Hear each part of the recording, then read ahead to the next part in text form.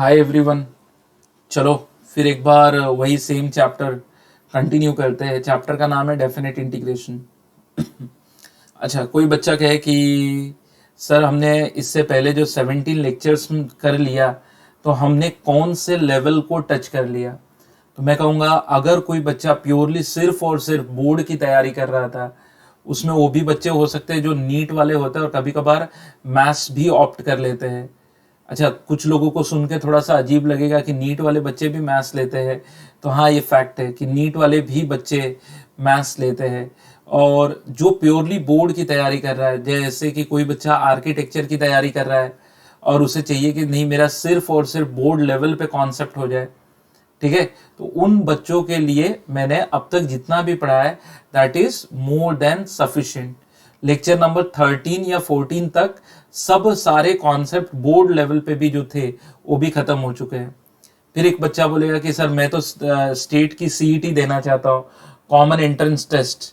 तो मैं कहूँगा आपके लिए भी कंटेंट लगभग खत्म हो चुके हैं, ठीक है।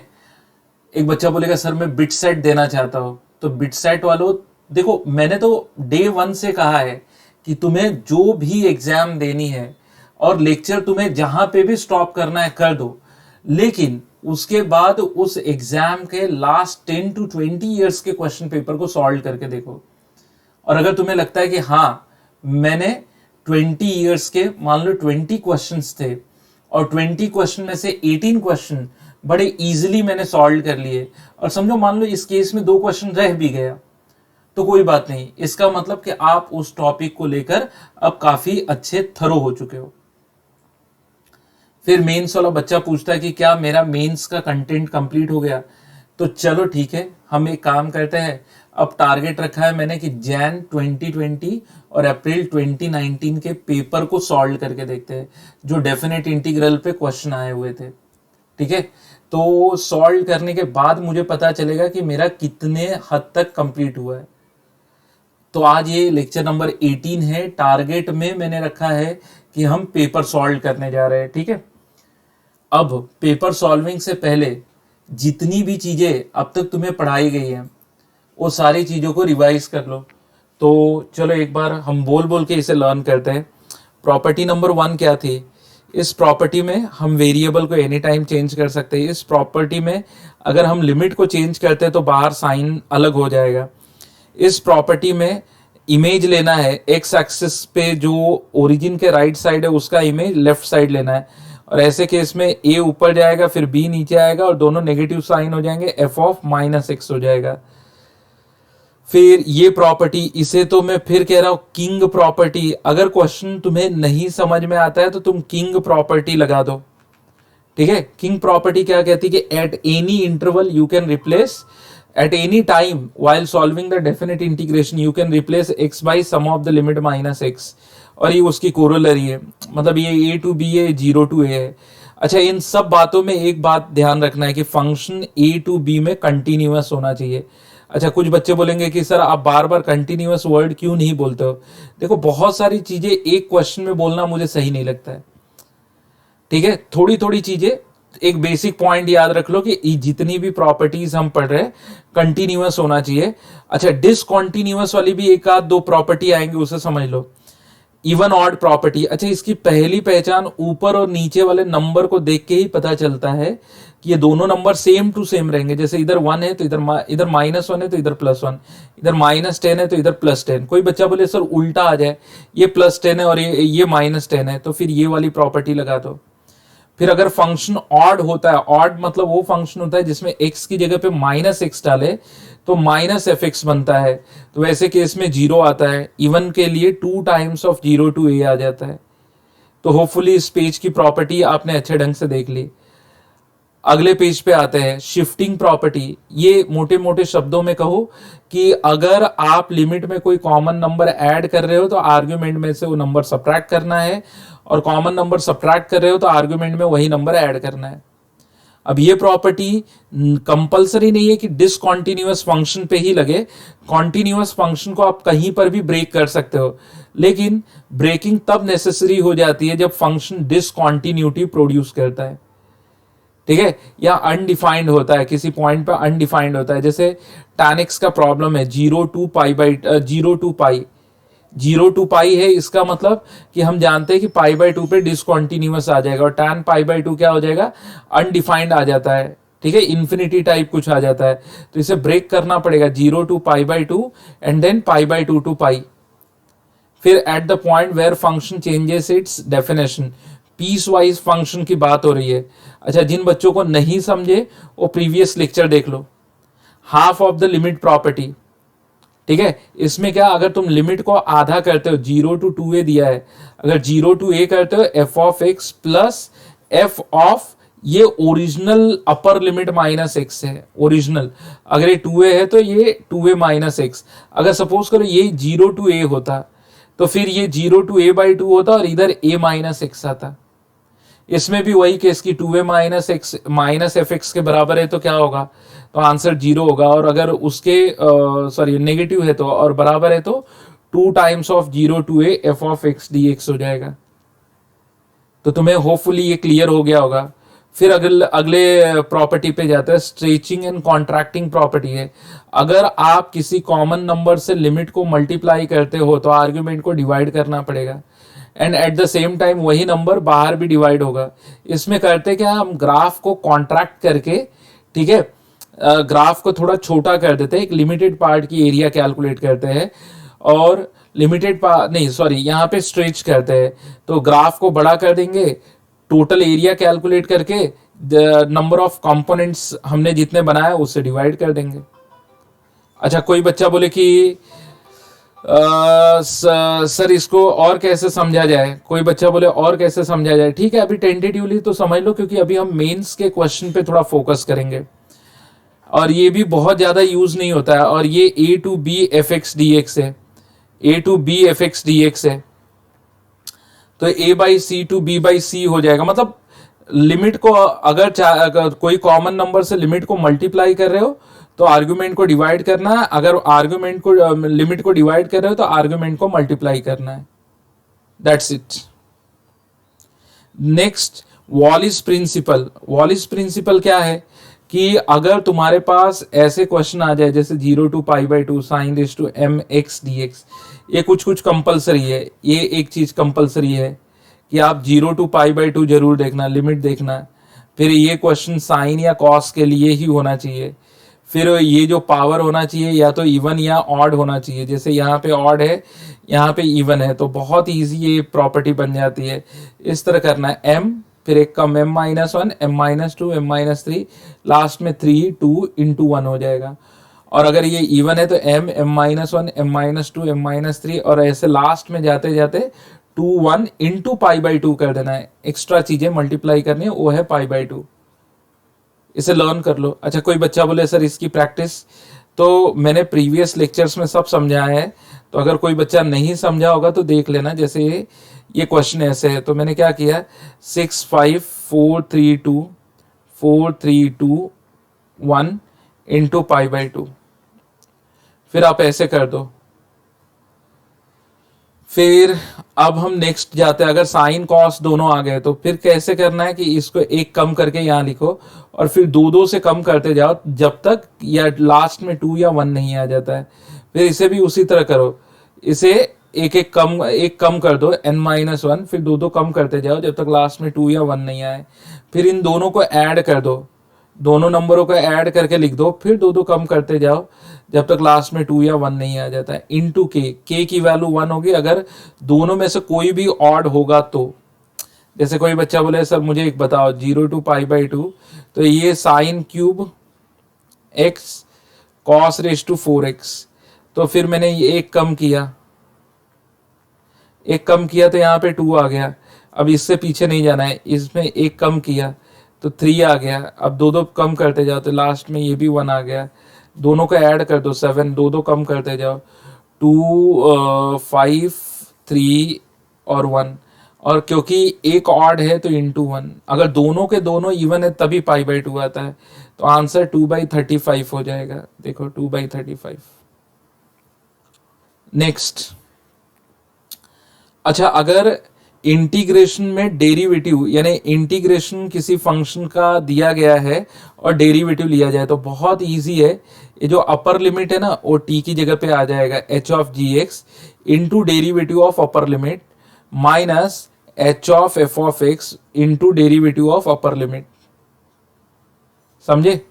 जैसे कोई बच्चा बोले कि सर एक प्रॉब्लम बता दो, चलो तो ये x to x square sine t d t अगर ऐसा क्वेश्चन है तो ये हो जाएगा साइन एक्स स्क्वायर, फिर एक्स स्क्वायर का derivative 2x minus sine x into x का डेरिवेटिव 1। अब ये मैंने बोला है कि अगर मान लो लोअर लिमिट एक कांस्टेंट है तो फिर कांस्टेंट का डेरिवेटिव तो जीरो हो जाएगा। तो कांस्टेंट का डेरिवेटिव अगर जीरो होता है तो फिर जीरो हो जाएगा, तो उस पार्ट को छोड़ देना, बस इतना ही पार्ट बचेगा। मान लो अपर लिमिट में कुछ अगर कांस्टेंट आ जाए तो ये पहले ही कांस्टेंट का डेरिवेटिव आ जाएगा, कांस्टेंट का डेरिवेटिव जीरो, तो फिर ये बच जाएगा। फिर अगले कॉन्सेप्ट की तरफ जाते हैं, इंटीग्रेशन ऑफ पीरियोडिक फंक्शन। जैसे मान लो कि मॉड साइन एक्स है, ठीक है, ये एक एक एक ऐसे करके हमने बना लिया, 0 pi pi by two, sorry 2 pi, it's not pi by two, 3 pi, ऐसे 0 टू पाई में मॉड साइन एक्स की एरिया कितनी होती है 2 यूनिट, या 0 से पाई बाई टू में 1 यूनिट। तो अगर मान लो 0 से 10 पाई तक बोले तो ऐसे 10 पाई मतलब ऐसे कितने टुकड़े बनेंगे, 1 2 3 4 5 ऐसे करके 10 टुकड़े बनेंगे। तो उसको 10 टाइम्स ऑफ 0 टू पाई कर लो, 10 इंटू 0 टू पाई में एरिया आता है 2। फिर अगर इसी ग्राफ को, जैसे ये ग्राफ ऐसे बनाए, अभी ये दिया है यहां से पाई बाई 3, फिर यहां से पाई और यहां से पाई बाई 3 आगे, तो 4 पाई बाई 3, ठीक है। तो ये जितनी एरिया बनी हुई है, ये जितनी एरिया बनी हुई है, it is equivalent to this area, ठीक है। अगर इसको पाई बाई 3 यूनिट शिफ्ट कर दोगे पीछे, अगर इसको शिफ्ट कर दोगे पीछे ना, तो एग्जैक्टली वो सेम। अच्छा, कोई बच्चा बोले कैसे? अरे देखो ना, ये यहाँ से जितनी एरिया ये यहाँ ऑक्यूपाई कर रहा है वो कितनी है, ये इतनी है ना, पाई से 4 पाई बाई 3, मतलब ये भी तो जीरो ही है ना, ये जीरो से ही है ना, करस्पॉन्डिंग वाई जीरो है, और जितना ये 4 पाई बाई 3 पे ऑक्यूपाई करेगा उतना ही यहाँ पर भी ऑक्यूपाई किया गया है। तो रादर देन हम ऐसे भी कर सकते कि इस ग्राफ को पीछे शिफ्ट कर दें। फिर अगर m t to n t दिया है तो डायरेक्ट अपर में n है, लोअर में m है, तो n minus 1 0 to t f of x dx। यहाँ पे तो a से इंडिपेंडेंट ये एरिया होगी। फिर अगर इसे अब आप गो थ्रू कर लो, बेटर होगा आप इसे गो थ्रू कर लो, और ये सारी चीजें प्रीवियस लेक्चर्स में हो चुकी है। नेक्स्ट, अब एक बहुत अच्छा कॉन्सेप्ट है इसका, खासकर ये ऐसे क्वेश्चन लिमिट के रिस्पेक्ट में भी पूछे जाते हैं या इंटीग्रेशन के रिस्पेक्ट में भी पूछे जाते हैं। तो f of r by n 1 by n alpha to beta f of x D x ऐसे कन्वर्ट करते हैं। देखो बहुत सीधा है, समेशन को इंटीग्रेशन में चेंज करो, जितने भी आर बाई एन तुमने क्रिएट किए हैं वो सब एक्स बन जाएंगे, ठीक है। एक 1 बाई एन तुम्हें कैसे भी एक 1 बाई एन लाना है, उसे डी एक्स बनाना है। अब divided by n divided by n, ठीक है। और जैसा कि तुम जानते हो limit n tends to infinity, ठीक है। अभी कुछ भी रहेगा, जैसे यहाँ के है, के बाई एन, तो अगर एन इन्फिनिटी को जाएगा, मतलब एक बड़ा सा नंबर ले लो, के अपॉन 10⁻50, तो इट्स अ के इंटू 10⁻50, 10⁻50 मतलब ऑलमोस्ट जीरो, तो जीरो हो जाएगा। तो अगर एन इन्फिनिटी को जाएगा तो 1 बाई एन जीरो को जाएगा। तो ये कैसे निकालते हैं, divided by n taking the limit. अच्छा, जैसे कोई बोले इधर जीरो कैसे आया, तो ये पार्ट नहीं है, सॉरी ये वाला गलत हो गया, ये डिवाइडेड बाई एन किया है मैंने, डिवाइडेड बाई एन किया, तो अब इसके नीचे एन है ना, सीधी बात है, इसके नीचे एन है तो ऊपर कांस्टेंट है तो जीरो को जाएगा। इधर कोई बोला अल्फा कैसे आया था, ये देखो ना, ये एन था तो एन एन से कट गया था, फिर यहाँ पे एन एन से कटेगा तो बीटा आ जाएगा। ये अपर लोअर लिमिट निकालने का फंडा है। तो इस तरीके से इंटीग्रेशन को, इंटीग्रेशन है सम ऑफ द लिमिट, यानी समेशन, दो पहचान है, एक तो इन्फिनिटी लिमिट और दूसरा समेशन वाला प्रॉब्लम हो, मतलब उसे इंटीग्रेशन में हम चेंज कर सकते हैं। फिर कोई बच्चा बोले ठीक है सर अब हमें समझ में आ गया, तो is it the completion of syllabus, I mean say completion of the concept for definite integral as per mains point of view, obviously this much is more than sufficient. Whatever we have done till now is applicable for BITSAT, applicable for JEE mains, applicable for CET, applicable for boards. अब इसके आगे के concept जो होगा और मैं brief करूंगा, जैसे मैंने डिफरेंशियल इक्वेशन में ब्रीफ किया था. तो आर यू रेडी? सीधी सी बात है, क्या तुम सब लोग रेडी हो? तो अब इस तरह आपके सामने कुछ क्वेश्चंस आ रहे हैं और अब आपको देख के आंसर करना. अब इसे बहुत ईमानदारी से क्वेश्चन को समझना है कि दिया क्या है. चलो हम सोल्यूशन की तरफ जाते हैं. सोल्यूशन क्या कह रहा है? क्वेश्चन कह रहा है कि ये एक इक्वेशन है 0 to 2 पाई, जिसमें पाई एक्सक्लूडेड है, यहाँ पे 0 और 2 पाई भी एक्सक्लूडेड है. इसके जो सोल्यूशंस आते हैं वो θ1 एंड θ2 है, जिसमें से θ1 स्मॉलेस्ट एंगल है और θ2 ग्रेटेस्ट एंगल. तो एक काम करते हैं, पहले इसे सॉल्व करके सोल्यूशन निकालते हैं. अच्छा, कोई मुझसे बोलता है ना, अगर मुझे कहीं पर भी क्वेश्चन दिखा तो मैं उसे पहले तो साइन कॉस में कर लेता हूँ. 2 cos स्क्वायर थीटा माइनस, अच्छा, by sine square theta minus 5 sine theta plus 4 equal to 0. अब इसी चीज को साइन थीटा से ऊपर नीचे मल्टीप्लाई कर दो तो it will reduce to 4, it will reduce to, अब देखो यहां पे साइन स्क्वायर थीटा से मैं मल्टीप्लाई करूंगा तो it will reduce to 4 sine square theta plus 2 cos square theta minus 5 sine theta upon sine theta. तो साइन थीटा ऊपर नीचे मल्टीप्लाई, साइन स्क्वायर थीटा ऊपर नीचे मल्टीप्लाई. अंडरस्टूड? अब मैंने क्या किया कि इधर 4 साइन स्क्वायर थीटा, इधर 2 कॉस स्क्वायर थीटा है, तो मैंने एक इसमें से ब्रेक किया, 2 sine square theta, 2 sine square theta plus, फिर क्या हो जाएगा कि इसको चलो ऐसे लिख देता हूं, 2 sine square theta plus cos square theta. मुझे लगता है ऐसे मैं लिख दूंगा तो तुम्हें और भी क्लियर हो जाएगा. 2 कॉस स्क्वायर थीटा माइनस, कहीं कुछ गलती तो नहीं हो रही है? अच्छा हाँ बरोबर है, 5 साइन थीटा इक्वल टू 0. फिर बच्चे बोलेंगे वो डिनोमिनेटर वाला क्यों नहीं लिखा? तो डिनोमिनेटर वाला क्रॉस मल्टीप्लाई हो गया, डिनोमिनेटर वाला क्रॉस मल्टीप्लाई हो गया. फिर एक बच्चा बोलेगा ठीक है, फिर अभी आगे क्या करेंगे? अच्छा, कोई बच्चा बोलेगा कि सर ऐसे थोड़ी क्रॉस मल्टीप्लाई कर सकते हैं, क्योंकि इससे पहले भी हमें बताया गया था कि क्रॉस मल्टीप्लाई करते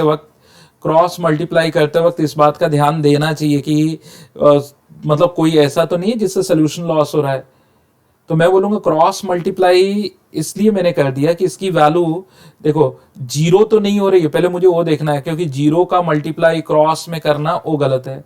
तो मैंने कैसे देखा कि यहाँ पे 0 भी नहीं है, 2 पाई भी नहीं है, पाई भी नहीं है, और इन्हीं जगह पे इसकी वैल्यू 0 होती है. इनइक्वालिटी तो है नहीं कि कहाँ नेगेटिव होती है कहाँ पॉजिटिव होती है. तो इतना सब चीजें बिना ध्यान में रखे हुए मैं इसे अब कर लेता हूं आगे. 2 sine square theta minus 5 sine theta plus 2 equal to 0. 2 sine square theta minus 4 sine theta, 4 1 जा 4, minus sine theta plus 2 equal to 0. 2 sine theta common ले लिया, साइन थीटा माइनस 2 बचा, माइनस 1 कॉमन ले लिया, साइन थीटा माइनस 2 बचा, equal to 0. फिर ये 2 आ जाएगा, 2 sine theta minus 1 into sine theta minus 2 equal to 0. तो साइन थीटा तो 2 हो नहीं सकता है. अगर मैं ऐसे भी करूँ कि 2 साइन थीटा इक्वल टू 2, तो ये तो एब्सर्ड है. एब्सर्ड मतलब फालतू वाला, वो चीज जिसका सोल्यूशन आता ही नहीं है. और sine theta equal to half, यहां से एक सोल्यूशन बन रहा है, यहां से एक सोल्यूशन बन रहा है. कौन सा? Sine theta equal to half. 0 से 2 पाई में कहां कहां पर पॉसिबल है? तो first and second quadrant. First quadrant मतलब π/6 और सेकेंड क्वाड्रेंट मतलब 5π/6 इन दो जगहों पे पॉसिबल है। ठीक है। अच्छा, कोई बच्चा बोले सर ये तो क्वेश्चन मुझे बहुत लेंदी लग रहा है। अरे लेंदी नहीं है भाई, मैं समझा रहा हूं इसलिए मुझे टाइम भी लग रहा है। अगर तुम करोगे तो इतनी छोटी छोटी चीज, अच्छा इसमें तो कुछ भी नहीं ध्यान देना था कि सोल्यूशन लॉस हो रहा है कि नहीं लॉस हो रहा है। ये तो मैं अपने इंटरेस्ट से तुम्हें बता रहा हूं कि ऐसे चेक कर लेना, ट्रिग्नोमेट्री में भी काम आएगा। ठीक है, चलो अभी ये करने के बाद फिर हम क्या करेंगे। तो अभी क्वेश्चन पूछा गया है θ1 that is what π/6, 5π/6 cos square 3θ। तो cos स्क्वायर को सॉल्व करने के लिए अगर सिर्फ और सिर्फ तुम मेरे बोर्ड के लेक्चर भी देखो ना, उसमें मैंने बहुत बेसिकली बताया कि 1 plus cos of double angle 3θ दिया था ना, cos स्क्वायर 3θ, तो उसे हम 6θ लिखेंगे होल डिवाइडेड बाई 2 dθ। फिर अब हम क्या करेंगे, 1/2 बाहर रख दिया, 1 का इंटीग्रल थीटा और cos का इंटीग्रल साइन 6θ/6। फिर π/6 से 5π/6। चलो फिर अब हम डालते हैं लिमिट, पहले अपर लिमिट डालते हैं, हाफ ऑफ अपर 5π/6, तो ये तो 5π/6 हो जाएगा। अब यहाँ पे डालने का कोई मतलब नहीं, बिकॉज फिर ये 6 कट जाएगा, 5π आ जाएगा, 5π 0 होता है, तो फिर 0 माइनस लोअर लिमिट π/6 डालेंगे और ये डाला तो पाई हो जाएगा, तो ये भी 0 देगा तुम्हें। अब चाहे तुम -0 लिखो +0 लिखो, इट डजेंट मैटर। फिर 1/2 5π/6 में से π/6 क्या है, कितना बचा, 4π/6। अब ये कटा तो अगर इसे आप काटते हो तो π/12 यानी π/3 आ रहा है। ये देखो कितना इजी न्यूमेरिकल था, कहीं पर कोई भी ऐसी चीज नहीं आई थी कि जो बच्चा नहीं सॉल्व कर पाया। तो ये देखो, ये मैंने डार्क कर दिया, डी वाला आंसर था ना इजी। चलो अगले क्वेश्चन पे जाते हैं। हाँ ये तो कुछ सोचने लायक है, लेकिन एक चीज मैं बताऊं तुम्हें, ये देखते ही ना मुझे एक चीज समझ में आ गई कि किंग प्रॉपर्टी तो लगनी है, चाहे कुछ भी कर लो किंग प्रॉपर्टी डेफिनेटली लगेगी। कोई बच्चा बोलेगा सर आप सर हो इसलिए आपको समझ में आता है। अरे यार दिख नहीं रहा है क्या, सम ऑफ द लिमिट a+b-x, ये तो दिख रहा है ना a b, तो वो तो यहाँ पे ये +1 कैसे आया, यहाँ इसकी जगह पे आएगा ना, वेरिएबल की जगह पे, शायद इसके लिए दिया हो। तो मैंने क्या किया कि a/b(x) f(x) plus f(x+1) dx, ये आ गया number 1 king property. King property की वजह से a/b ये हो गया a+b-x, रिप्लेस आर्ग्यूमेंट, आर्ग्यूमेंट जहां जहां पर आर्ग्यूमेंट है बाई, आर्ग्यूमेंट को किससे रिप्लेस करना है, आर्ग्यूमेंट को किससे रिप्लेस करना है, sum of the limit minus x, so a+b-x ये आ गया और ये आ गया f(a+b-x+1) और ये dx। अच्छा अब एक बच्चा बोलेगा सर अभी क्या करूं। अभी तो जो मुझे प्राइमरी एक चीज समझ में आ रही है कि ये वाला पार्ट तो तुम fx से रिप्लेस कर सकते हो क्योंकि ये दिया गया है। तो अगर मैं यहां पे लिखता हूं तो i equal to a/b a+b-x, ये आ गया f(a+b-x) प्लस ये f(x), ये गिवन है, यहां लिख देता हूं गिवन, जो बच्चा नहीं समझेगा वो समझ लो कि गिवन है। अब दूसरा बच्चा बोलेगा सर क्या इसको ऐड कर सकते हैं, हाँ डेफिनेटली, लेकिन फिर वही दिक्कत आएगी कि देखो ऐड कैसे करेंगे। अगर मान लो ये दो ब्रैकेट कॉमन होता है, जैसे ये और ये वाला ब्रैकेट सेम टू सेम हो जाता है, अगर ये दोनों सेम टू सेम हो जाता है तब जाके आपका ये ऐड होता है। अच्छा if I am not wrong, I think question में ये भी दिया हुआ है, मुझे याद आ रहा है इस क्वेश्चन में 1/a+b दिया हुआ है आई थिंक। इस क्वेश्चन में डेफिनेटली मैंने एक क्लास में करवाया था, ठीक है। तो इस क्वेश्चन में 1/a+b दिया हुआ है, तो थोड़ा करेक्शन है इस क्वेश्चन में कर लेना। तो कुछ लोग बोलेंगे तो फिर वो क्यों नहीं लिखा, तो मैंने उसको इस साइड ला दिया है, a+b ऐसे कुछ है। कोई बोलेगा आपको कैसे याद है, आपने पहले ट्राई किया था? नहीं नहीं, मैं सोच रहा था कि अगर ये दो ब्रैकेट सेम होते तो फिर मैं इन दोनों को कॉमन अगर ऐड कर देता तो x x कट जाता तो a+b आता, तो उस a+b को काटने का जुगाड़ होना चाहिए ना। तो फिर मुझे याद आया, हाँ यार क्वेश्चन जब मैंने क्लास में करवाया था तो 1/a+b आया था। और एक फनी और बहुत इंटरेस्टिंग स्टोरी है, इसी क्वेश्चन को मैंने 2-3 बार सॉल्व किया था और हर बार मैं 1/a+b लिखना भूल जाता था, इसलिए मुझे इसका बार बार आंसर क्लास में जब मैं करवा रहा था रॉन्ग आ रहा था।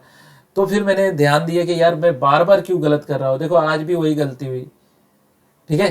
तो ये मुझसे नहीं, ये बहुत सारे बच्चों से होती है कि एग्जाम में ऐसी छोटी छोटी चीजें भूल जाते हैं, लेकिन फिर भी कॉमन तो ये ब्रैकेट आएगा ही नहीं, तो उस पर बात करके कुछ मतलब नहीं है।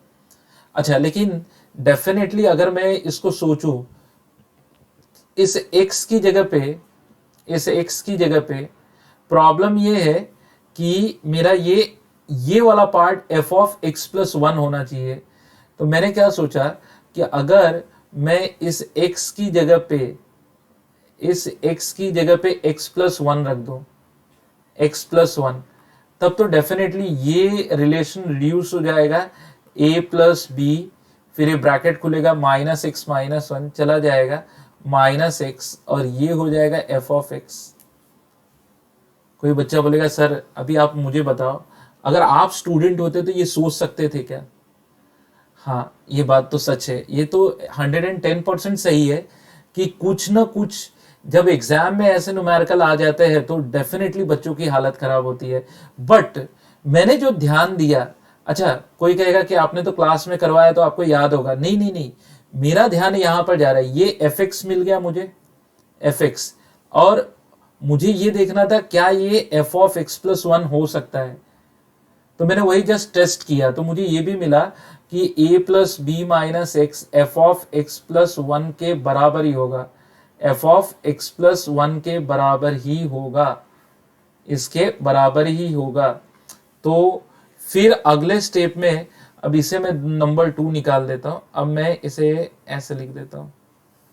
सो ये यहां पे हो जाएगा a+b into I a to b, ये हो जाएगा a+b-x, ये हो जाएगा f(x+1) प्लस f(x) dx से नंबर 2। अब कोई बच्चा बोलेगा सर क्या हम लोग इतना सोच सकते हैं क्या एग्जाम में? कहीं ना कहीं तुम्हें थोड़ी मेहनत करनी पड़ेगी, ठीक है। अगर किंग प्रॉपर्टी है तो जो गिवन है ना, गिवन उसी पे ज्यादा फोकस करो, डेफिनेटली कुछ ना कुछ रिलेशन देगा। अच्छा, अब इसमें होता क्या, मैंने कहा 1 और 2 का ऐड करो, a+b आई, तो बच्चे क्या करते हैं बताओ? फिलहाल यहां तो सही करते हैं, यहां पे सही करते हैं, फिर यहां पे वो लोग ब्रैकेट खोलना चालू कर देते हैं। क्यों खोलना है? जब ये दो ब्रैकेट सेम हो गए, दो ब्रैकेट कॉमन आ जाएंगे और ये वाला, ये दो ब्रैकेट ऐड हो जाएंगे, ये वाला टर्म एक, ये वाला टर्म, ये वाला टर्म इस टर्म के साथ ऐड हो जाएगा, डायरेक्टली ऐड करो, क्यों दुनिया भर की चीजें सोच रहे हो? So therefore what I will get 2 times of a+b(i) a to b। तो अब यहाँ पे आएगा a+b-x+x और दूसरे ब्रैकेट में f(x+1)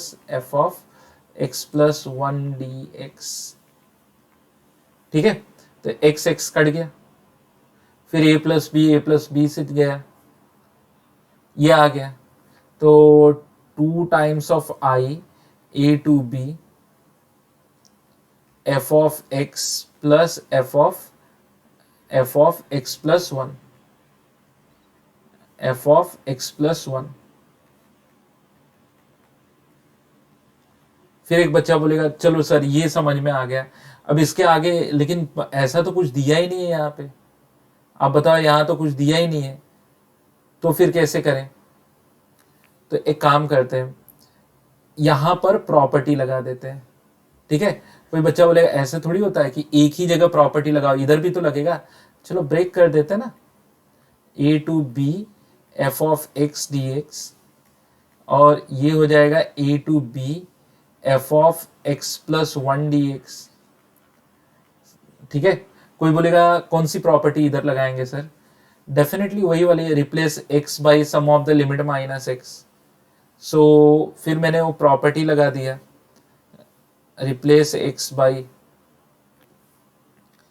2y A to B F of A plus B minus X D X, फिर A to B F of X plus one. But मैं पीछे मैंने ही तो प्रूफ बताया था आपको, ये प्रूफ तो मैंने ही आपको समझाया था, ये F of X plus one होता है, इसलिए जो अब आया वो 2 times of A to B F of X plus one आ गया। फिर बच्चा बोलेगा सर आपको ये स्टेप कैसे क्लिक होता है? आप मतलब आप मुझे बताओ कि आपको देख के समझ में आता है कि आप पहले से प्रैक्टिस करते हो? तो देखो इसका सही आंसर ये है कि देखो मैंने तो एक क्लास में 8 से 10 बार कराया है, लेकिन मुझे याद है कि जब जेई मेंस का पेपर मैंने देखा था और जब मैंने इस क्वेश्चन को हाथ में लिया था तो मैं इस लेवल तक तो मैं पहुंच गया था, यहाँ तक तो मैं भी पहुंच गया था बिना किसी प्रॉब्लम के, बिना किसी रुकावट के। लेकिन जब मैं ये स्टेप को सोच रहा था तो मैंने एक्चुअली यहाँ पे चेंजेस किए थे। बच्चा बोलेगा कैसे, क्यों? नहीं, मैंने पीछे वो देखा था ना कि दिया है f of A plus b plus one minus x equal to f of x. ये मैंने एक्चुअली पीछे जो मैंने गिवन लिखा है ना, तो मैंने यहाँ पे चेंजेस किए थे। बच्चा बोलेगा हाँ, तो मतलब हर बार तुम्हें वो गिवन के साथ को रिलेट करना पड़ेगा। फिर बच्चा बोलेगा लेकिन ऐसा तो कोई ऑप्शन नहीं है, तो फिर वो शिफ्टिंग वाली लगाओ ना। अब तुम्हें एफ एक्स वाला तो दिया है, तो अगर इधर -1 आर्ग्यूमेंट में करते हो, ठीक है, तो लिमिट में +1 करना पड़ेगा। तो आई इक्वल टू, तो answer is a plus one b plus one, और ये फिर -1 हो जाएगा, तो ये वाला आंसर है। कोई बच्चा बोलेगा कौन सा ये आंसर है सर, ऐसा कौन सा आंसर है? तो ये वाला है, श्योर सी वाला ही है। फिर एक सवाल बच्चे के मन में आएगा कि सर अभी आप इस क्वेश्चन को क्या रेटिंग देते हो, सिंपल, इजी, डिफिकल्ट, आप क्या रेटिंग दे रहे हो? तो मैं तुम्हें बोलूं कि ये डिफिकल्ट रेटिंग में दे रहा हूं। फिर बच्चा बोले अगर मान लो कि सर अगर हम लोगों को आ जाए तो हम लोगों को क्या करना चाहिए? तो मैं कहूंगा इनिशियली ऐसे क्वेश्चन को मत अटेम्प्ट करो, क्योंकि एक लेवल तक सोचने के बाद डेफिनेटली तुम भी स्ट्रक हो जाओगे। ठीक है, अब मुझे इसलिए आ रहा है कि मैंने लगभग कई बैचेस में ये सारी चीजें पढ़ा दी है। फिर बच्चा बोलेगा अगर मान लो सर आप ये बात कर रहे हो तो मतलब हम तो डिसअपॉइंट हो रहे हैं। नहीं, हो क्या रहा है कि 4 मार्क के क्वेश्चन में 40 मार्क का पीछे वाले पेपर छूट रहे हैं। तो आपको जो मैं समझा रहा हूं, आप एक काम करो, ऐसे क्वेश्चन को एंड में उठाओ जब तुम्हारे पास सफिशिएंट टाइम हो। मान लो कि अगर 10, 20, 25 मिनट खर्चा करने के बाद और तुम्हें इसका आंसर आ भी जाए, तो उस 25 मिनट में हो सकता है तुमने वो 10 क्वेश्चन छोड़ दिए जो बहुत इजी थे और जिसका आंसर तुम कर सकते थे। तो हुआ क्या कि 4 मार्क के चक्कर में 40 मार्क छूट गया ना। तो इसलिए मैं बोल रहा हूं कि ऐसे न्यूमेरिकल को, अच्छा अब आगे वाले क्वेश्चन में देखते हैं। अच्छा, ये तो बच्चा देखते ही बोलेगा कि अरे सर ये तो किया हुआ है, तो कैसे किया हुआ है? लेकिन बच्चे को याद आएगा सर लेकिन उधर 0 to π/2 होता था, फिर साइन बन गया कॉस, और सर बाजू में ये नहीं होता था, तो फिर कौन सी प्रॉपर्टी लगाएं? लगा दो आधी आधी, क्योंकि तुम्हें π/2 वाला तो याद है, तो आधी लिमिट वाली प्रॉपर्टी लगा दो। आधी लिमिट क्या कहती है? चलो उस प्रॉपर्टी को याद करते हैं कि 0 to a पाई कर देते हैं, फिर f ऑफ x, मतलब जो क्वेश्चन दिया है एज इट इज x, ठीक है, upon sine raise to 8x plus cos raise to 8x plus x की जगह पे आएगा वो प्रॉपर्टी ये वाली मैं यूज कर रहा हूं, 0 to 2 है। अच्छा, कोई बच्चा बोले आपको कैसे पता चल जाता है कि ये सब प्रॉपर्टी यूज करनी है? अरे बाबा, तुमको क्वेश्चन को भी थोड़ा याद करके रखना पड़ेगा। तुम कहोगे कि सर मतलब बहुत सारे लोग नहीं क्लेम करते कि यार ये तो बहुत इजी था, बहुत चिंदी था, ये तो देखते ही बच्चों को समझ में आ जाना चाहिए। तो ऐसा नहीं है यार, एग्जाम के दिन और एग्जाम सेंटर हॉल का जो एटमॉस्फेयर होता है वो इतना ज्यादा टेंस वाला होता है कि तो कई बच्चे तो 2 into 3 5 ही करके आते हैं। तो उस वक्त मैं कहूँ कि तुम्हें, हाँ हो सकता है एग्जाम के बाहर निकलो तुम्हें ये चीज समझ में आ जाए, तो कुछ कुछ चीजें तुम्हें याद रखनी पड़ेंगी कि वो 0 to π/2 के लिए फटाफट ही सॉल्व होता है, साइन कॉस बन जाता है। तो मैं उसी के रेफरेंस से सोच रहा था कि लिमिट को आधा करते जाऊं, ठीक है। फिर आधा करने के लिए ये वाली प्रॉपर्टी है। अब ये 2a-x मतलब ओरिजिनल x की जगह पे 2π - x आ जाएगा। फिर इवन पावर है और ये n पाई है, तो साइन साइन रहेगा, कॉस कॉस रहेगा, और वो जो नेगेटिव आता है उसका भी झंझट नहीं है। कोई बोलेगा क्यों, क्योंकि पावर इवन है। तो sin⁻8x upon sin⁻8x plus cos⁻8x dx। अब इससे कोई बच्चा बोलेगा क्या फर्क पड़ा, ब्रैकेट खोल लो, अभी फर्क पता चल जाएगा तुम्हें। ये चीज रिड्यूस होके ऐसे आ जाएगी 2π 0 to π sin⁻8x upon sin⁻8x plus cos⁻8x, ऐसे आ जाएगा। फिर बच्चा बोलेगा अभी क्या करूं, लगाओ जब तक ये π/2 नहीं होता। π/2 नहीं होता तो फिर अब ये हो जाएगा 0 to π/2, फिर ये हो जाएगा sin⁻8x प्लस cos⁻8x। और अगर तुम्हारा ट्रिग्नोमेट्री स्ट्रांग है तो तुम कह सकते हो कि साइन n पाई, वो होता है ना ट्रिग्नोमेट्री, कोई भी sine m pi minus theta is either plus और माइनस साइन m थीटा, हर ट्रिग्नोमेट्री के लिए होता है। और अगर इसका पावर इवन है तब ये प्लस माइनस भी खत्म हो जाता है। बात समझ में आ रही है? तो तुम कहोगे सर बाजू में भी वही टर्म आएगा, वही टर्म आएगा मतलब कितनी बार हो जाएगा, 2 टाइम्स हो जाएगा, तो बाहर यहां पे 2 लिख दो, ठीक है। अब एक बच्चे ने बोला ठीक है, फिर अभी कौन सा क्या करें, तो अभी वो वाली प्रॉपर्टी लगाओ कि इससे ये नंबर 1 हो गया।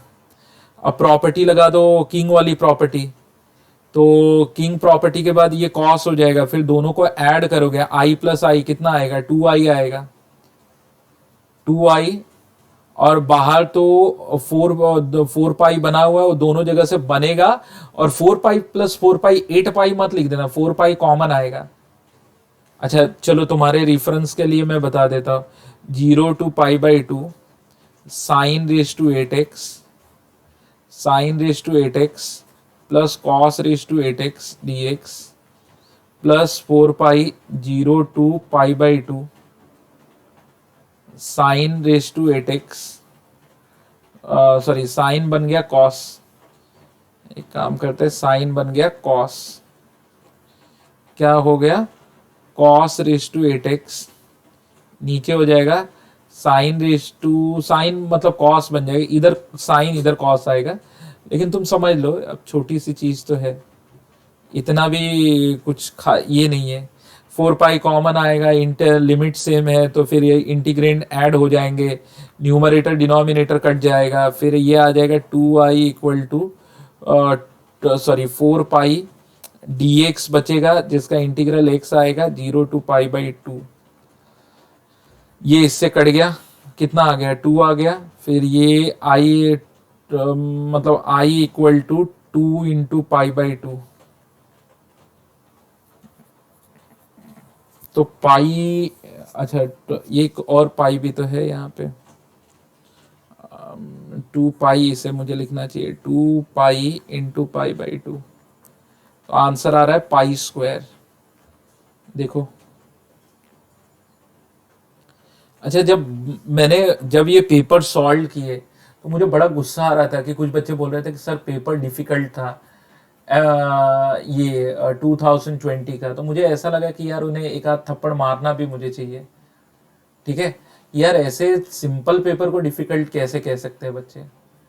अच्छा अब इसको सॉल्व करना है तो तुम्हें मेरा पार्शियल फ्रैक्शन का ट्रिक मालूम होगा, और जिन्हें नहीं मालूम होगा उन्हें मैं बता देता हूँ। मेरा ये ट्रिक है, मैंने देखा कि ये लीनियर फैक्टर्स है, तो पार्शियल का ट्रिक कैसे, देखो ये 1/this plus a/this plus b/that करके आता है। a तो एक नंबर होगा, b एक नंबर होगा, कॉमन ले लो dx/x प्लस अल्फा, तो इसका आंसर आएगा a times of ln of mod of x plus alpha और plus b times of ln of mod of x plus alpha plus 1, ठीक है, इक्वल टू लॉग ऑफ 9/8। अभी यहाँ पे लिमिट नहीं लगाई गई है, लिमिट ऐसे है अल्फा टू अल्फा प्लस 1। फिर एक बच्चा बोलेगा सर ये कैसे आया, मुझे नहीं समझा। देखो मैं एक्चुअली पार्शियल फ्रैक्शन वाला मेरा लेक्चर नहीं देखा है, तो फिर मैं बता देता हूँ। मैं देखो ऐसे करता हूँ, ये 1/x प्लस अल्फा है और x प्लस अल्फा प्लस 1 है, equal to a/x plus alpha plus b/x plus alpha plus 1। फिर हम लोग क्रॉस मल्टीप्लाई करते हैं और a और b ढूंढते हैं। अब a और b आ गए तो फिर हम इंटीग्रेट करते हैं, ठीक है। लेकिन क्योंकि a और b एक नंबर है तो वो बाहर आएगा, a बाहर आएगा और ये हो जाता है ln of mod of x plus alpha, ठीक है, plus b ln of mod of x plus alpha plus 1। ये ऐसे हो जाता है क्योंकि ये भी एक नंबर है। कोई बच्चा बोलेगा डाउट है, तो मैं बोलूंगा फिर प्रीवियस लेक्चर्स को एक बार गो थ्रू कर लो, प्रीवियस लेक्चर्स को एक बार गो थ्रू कर लो, ठीक है। फिर बच्चा बोलेगा ठीक है सर, लेकिन वो ए बी कैसे ढूंढेंगे। हाँ, अब उसकी तुमने पते वाली बात की है, तो ये हो गया ln of mod of x plus alpha plus A और बी के लिए जगह छोड़ रहा, ln of mod of x plus alpha plus 1, ठीक है, x plus alpha plus 1 under the limit of alpha to alpha plus 1 log of 9/8। तो इसने बोला था कि what is the alpha, alpha ढूंढने को कह रहा है। अच्छा, ए ऐसे ढूंढेंगे कि ये आ रहा है x प्लस अल्फा ना, तो x plus alpha equal to 0। फिर मैंने क्या किया, ये 1 है तो इसको डिलीट करके इधर x की जगह पे माइनस अल्फा डाला, x plus alpha equal to 0। जिस फैक्टर को डिलीट कर रहा है ना, ये x प्लस अल्फा है ना, x plus alpha equal to 0, x equal to minus alpha, उसको छोड़ के इधर डालो, ये 1 आएगा, ठीक है। फिर कोई बच्चा बोलेगा सर थोड़ा सा डाउट आ रहा है, अभी बताता हूँ तुम्हें, बी ढूंढ के बताता हूँ। अब इसको इक्वल टू 0 ले लो, इसको इक्वल टू 0 लेते हो तो क्या होगा, x equal to minus alpha minus 1, ठीक है, और इसको काट दो और x की जगह पे माइनस अल्फा माइनस 1 डालोगे, तो अब अल्फा माइनस अल्फा कटेगा तो ये -1 हो जाएगा, ठीक है। तो फिर यहां पर हो जाएगा ln of mod of x plus alpha upon x plus alpha plus 1, ये ऐसे हो जाएगा, और ये हो जाएगा अल्फा टू अल्फा प्लस 1। ये सबसे इजी लेवल के क्वेश्चन की कैटेगरी में आता है। फिर एक बच्चा बोलेगा अभी कैसे करूं। हाँ, बस अब ये करना क्या है, तुम इसको ये कर लो, upper limit minus lower limit कर लो। अपर लिमिट डालते ही अल्फा अल्फा ये हो जाएगा 2 अल्फा प्लस 1, नीचे हो जाएगा 2 alpha plus 2, minus lower limit ये हो जाएगा 2 अल्फा, ये यहाँ पे हो जाएगा 2 अल्फा, अल्फा डाल रहे हो ना, और यहाँ पे 2 अल्फा प्लस 1, ठीक है, इक्वल टू वही लॉग टू द बेस ही 9/8। फिर अब ये क्या हो जाएगा, डिवाइड हो जाएगा, तो ये हो जाएगा ln of 2 alpha plus 1 2 alpha plus 2, ठीक है, माइनस मतलब डिवाइड करना, तो डिवाइड बाई 2 अल्फा, तो उसको स्कूल लेवल पे पढ़े ही हो, 2 alpha plus 1 upon 2 alpha log of 9/8। एक 2 यहां से कॉमन लेके उड़ जाएगा, यहां से 4 कर देगा। अगले स्टेप में जाओ, अगले स्टेप में जाओ, then we are moving on a next step, 2 alpha plus 1 का होल स्क्वायर, ठीक है, ये हो जाएगा अल्फा प्लस 1, ये हो जाएगा अल्फा, और नीचे का एक 2 इधर से एक 2 इधर से, 9/8 को काटा 4 तो 2 हो जाएगा। Okay, so 4 alpha square plus 4 alpha plus 1 upon alpha square plus alpha equal to 9/2, 8 alpha square plus 8 alpha plus 2 equal to 9 alpha square plus 9 alpha. फिर ये उधर गया तो alpha square minus alpha minus 2 equal to 0। Alpha के दो values आ रहे हैं, alpha square minus 2 alpha minus plus alpha minus 2 equal to 0। फिर अल्फा कॉमन ले लिया, अल्फा कॉमन ले लिया, अल्फा माइनस 2 प्लस 1 कॉमन ले लिया, alpha minus 2 equal to 0। Alpha plus 1 और अल्फा माइनस 2 इक्वल टू 0। तो अल्फा की एक वैल्यू -1 आ रही है और एक अल्फा की वैल्यू 2 आ रही है। देखो क्या क्या दिया है, देखो 2 दिया हुआ है ना। कोई बच्चा पूछे कि सर इस क्वेश्चन की क्या कैटेगरी थी, मैं बोलूंगा ये तो बहुत इजी क्वेश्चन में आता है, इसे तो मैं इजी क्वेश्चन की कैटेगरी में डालूंगा। ठीक है, चलो तो अगर तुम्हें इतना सब समझ में आ गया तो थोड़ा सा पॉज लेते हैं, pause in the sense video का लेंथ छोटा करने के लिए। अब मैं यहाँ पे पॉज देता हूं। एक बार जब अगला लेक्चर चालू होगा तो तुम्हें क्या करना है, इस वीडियो के स्टार्टिंग में जितने कॉन्सेप्ट मैंने बताए एक बार गो थ्रू कर लेना है तुम्हें। ठीक है, और गो थ्रू करने के बाद लेक्चर 18 ही कंटिन्यू होगा। लेक्चर 18 के दो वीडियोस आ रहे हैं, वीडियो 1 वीडियो 2, क्योंकि हमें इसके लेंथ को छोटा रखना है। ठीक है, तो इसलिए वीडियो 1 एंड वीडियो 2। तो वीडियो 1 में थोड़े से क्वेश्चन कर लिए, अब वीडियो 2 में रिमेनिंग क्वेश्चन अप्रैल 2019 के लिए करेंगे। मीनवाइल आप लोग क्या करेंगे कि जब तक जो भी इस लेक्चर के स्टार्टिंग में कॉन्सेप्ट समझाया गया उसे आप गो थ्रू करेंगे। ठीक है, and till then thank you very much.